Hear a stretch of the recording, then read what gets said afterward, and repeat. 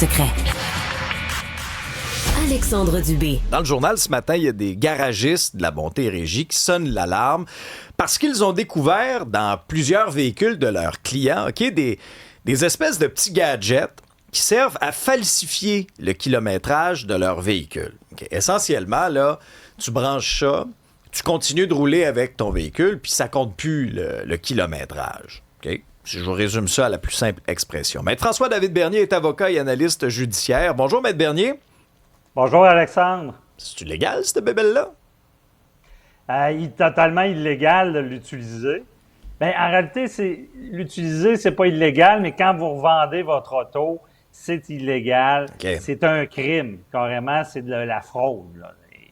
De la fraude difficile à détecter. Par contre, moi, à l'époque, pour payer mes études, je vendais des autos, justement. J'ai travaillé dans un garage, puis je me rappelle, là, il y avait ces histoires-là, là, puis j'ai eu des cas dans ce domaine-là aussi. À l'époque, c'était plus simple parce que les gens, là, les fraudeurs, allaient dans ce qu'on appelle les cours à scrap. Et là, il y avait tel modèle là, qui avait un odomètre. Il allait enlever l'odomètre d'un plus vieux véhicule qui était brisé, là, qui était accidenté, et il le remettait sur un autre véhicule. Et moi, en tant qu'avocat, il y a des gens qui venaient me voir, ils se rendaient compte de ça parce qu'il y avait un historique d'auto. À un certain moment, le kilométrage était plus élevé que lors de la vente. Fait que là, on se rendait compte de ça. Après ça, on pouvait poursuivre disant qu'il y avait eu fraude et qu'il y avait eu la voiture ne valait plus ce qu'elle était supposée valoir. Plein de cas. Mais aujourd'hui, le problème, c'est que les voitures, c'est des gros ordinateurs. Là. Et j'ai des clients mécaniciens aussi qui m'expliquent ça, que falsifier des odomètres maintenant, là, on voit, là, c'est une stratégie qui est la plus difficile à détecter parce qu'on met un dispositif, puis on roule, puis le kilométrage augmente pas. Donc, comment s'en rendre compte? Il y a même des personnes dans l'informatique qui sont capables d'aller jouer dans les systèmes du véhicule pour diminuer le kilométrage.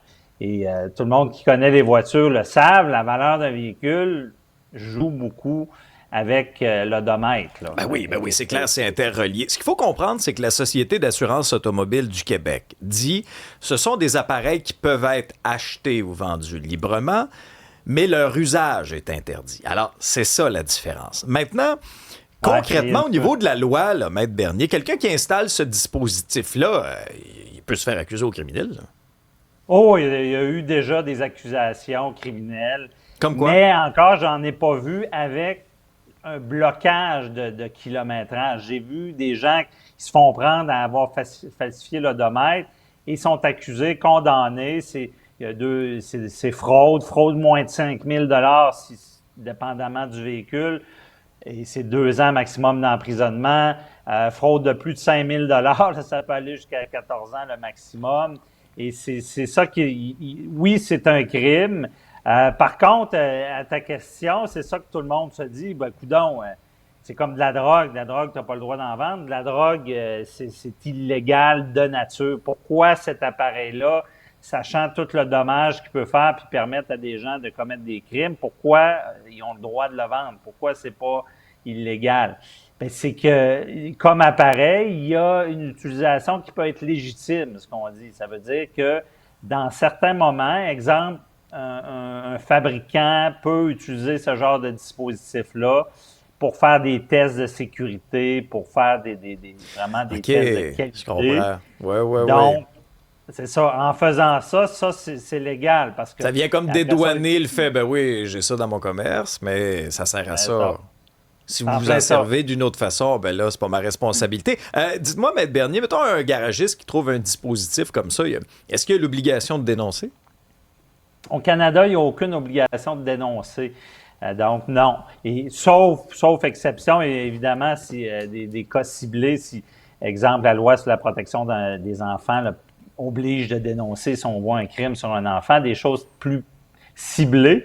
Mais dans ces cas-là, non. Le mécanicien qui voit ça, chapeau à eux, là, qui lance le signal d'alarme, là, mais le mécanicien fait son travail, puis ça peut être assez malaisant aussi de dénoncer, c'est son client, là, ils s'aperçoivent de ça.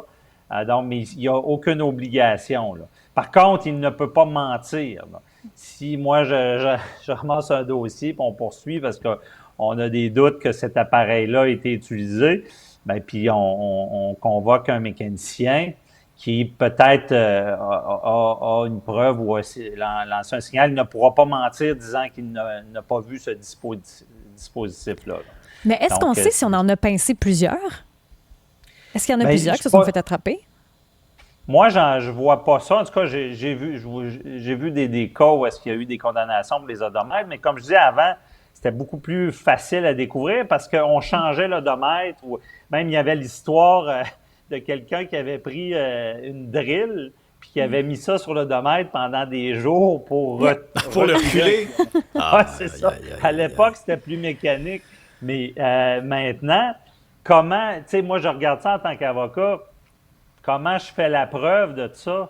Parce que si l'auto roule, bien imaginez là, le fraudeur, parce que c'est des fraudeurs, mais c'est des fraudeurs qui peuvent être bien cachés, dans le sens, ils achètent une voiture, ils se disent, je vais rouler avec, je veux la revendre le même prix, je vais faire de l'argent, tu sais. Et là, ils mettent un dispositif, roulent avec, et arrivent et le revendent au même kilo. Comment tu les prends? Comment tu fais la preuve qu'il y a eu falsification? À moins qu'il y ait une expertise technique qui vient dire « le véhicule n'a pas, a plus de kilométrage, est beaucoup plus usé ».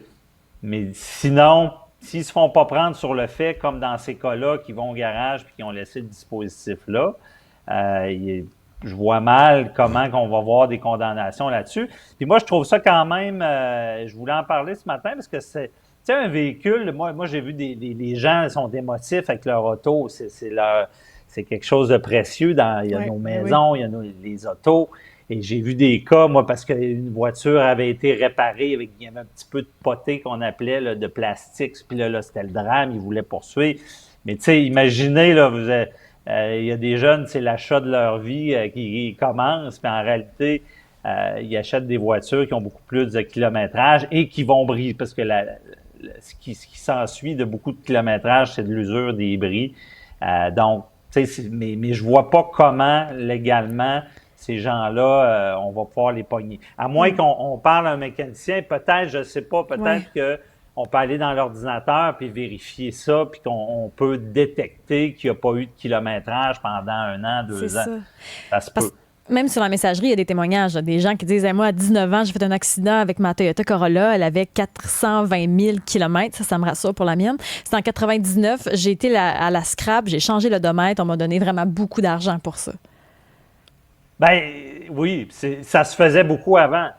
Ça, je l'ai vu.